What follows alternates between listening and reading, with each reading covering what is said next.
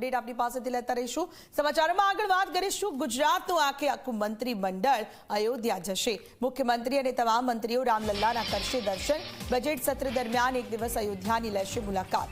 દેશના તમામ ભાજપ શાસિત રાજ્યોના મંત્રીમંડળ 1 ફેબ્રુઆરીથી અયોધ્યા માટે રવાના થશે। બજેટ સત્ર દરમિયાન એક દિવસ અયોધ્યાની લેશે મુલાકાત। ગુજરાતનું આખું મંત્રીમંડળ જશે અયોધ્યા। મુખ્યમંત્રી તમામ મંત્રીઓ રામલલ્લાના કરશે દર્શન। તો બજેટ સત્ર દરમિયાન એક દિવસ અયોધ્યાની મુલાકાત। દેશના તમામ ભાજપ શાસિત રાજ્યોના મંત્રીમંડળ 1 ફેબ્રુઆરીથી જવાના છે અયોધ્યા। હિતલ જોડાય છે ફોન લાઈન પર। હિતલ, બજેટ સત્ર દરમિયાન એક દિવસ અયોધ્યાની મુલાકાત, કઈ રીતનો રહેશે આ કાર્યક્રમ?